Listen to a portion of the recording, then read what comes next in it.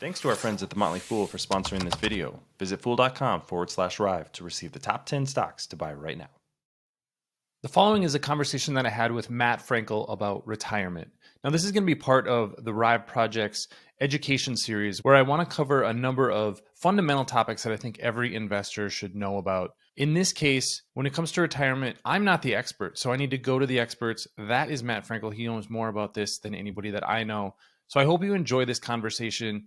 These videos will be available in Riiv Investing's education series, and you can follow Matt Frankel on YouTube at Matt Frankel CFP. And now on to our conversation. All right, joining me to answer all of our retirement questions, Matt Frankel. Matt, what is the difference between a pension and a 401k? 401ks are much more common these days, but believe it or not, pensions do still exist. They're definitely dwindling in popularity. When it comes to retirement plans, there's two general categories.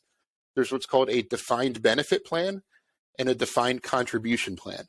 A 401k that most employers offer is a form of defined contribution plan, meaning that you contribute, your contributions are well defined, 5% of your salary, 6% of your salary, whatever. But the benefit you get at the end is not well defined. It could be whatever the market does between now and then. A pension is a form of defined benefit plan where you contribute a certain amount that varies by employer, but your benefit is set. With a pension, there's a formula that your income, the years of service, things like that all goes into a formula, and it determines what your benefit is at the end. So 401k, you contribute a set amount. Your eventual benefit depends on the market. Pension, your benefit is defined by a set formula. You know exactly what you're going to get for the rest of your life. And is the reason that we've moved from pensions, which were really common back when, you had big auto companies and big steel companies, there was, millions of people who had this pension and would just stay at companies for 30, 40 years. But the company itself has that liability on their balance sheet, and they don't really want that. And it became a real risk over time. Whereas with a 401k, they can say, okay, Matt, I'm paying you $50,000 this year. I'm giving you $10,000 in retirement benefits, and that's it. I don't have any other liability from your retirement, because I know I started my career at 3M. There was even healthcare that they would provide for retirees. So is that the way that they're thinking about it? Is that the reason that we're moving to, hey, this risk is going to go from our balance sheet to you personally? Yeah, it clearly shifts the risk from the employer to the employee. One thing that really kind of killed pension plans is interest rates.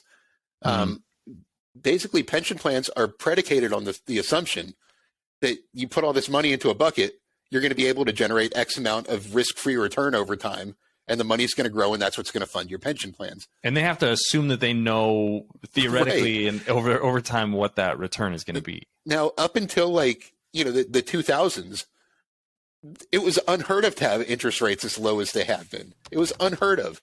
So, to have it was really rare for a 30-year Treasury yield to dip below 4% before the financial crisis. Now that, when interest rates went to next to nothing, pension assets were essentially set in stone, and they couldn't generate any return to pay out benefits. That was one big thing that really led to a big exodus from pension plans. But it is really more about shifting the visibility from, giving the employers more visibility into what they have to pay over time, because they found out the hard way. Interest rates aren't always going to be there. And it's not always going to be able to, get 7% risk-free returns on pension funds. Well, and I guess as a user too, maybe if you're taking the risk and you can diversify it among a whole bunch of stocks and different investments, maybe that's a better position to be than having your entire pension relying on the future of one company. Oh, absolutely. It's not just that pensions were better for employees. A lot of people who got, companies went bankrupt, pension plans didn't have money to pay. I mean, it happens. And it's not just greater visibility for the employer. It's, the long-term historical rates of return on stock investments are great. So it's not necessarily the 401ks are bad. They're just a little more uncertain. Well, thanks for clarifying that. Pensions defined benefit, so you know what you're getting at the end. 401k defined contribution, so both you and the company that you're working for know what they're going to be putting in, but then the risk is that you don't know exactly what the benefit is going to be at the end. So there's a balance there between the two, but I think it's pretty clear that the world is moving to more defined contributions. So 401ks and pensions are kind of a thing of the past at this point. So thanks for answering those questions and making those clarifications, Matt. Sure. Thanks for having me. And you can find my work at the Riiv Project on YouTube. So feel free to follow me there. Matt, you are also on YouTube. What is your channel? I am at Matt Frankel CFP, all one word. All right. Thanks, and we'll see you here next time.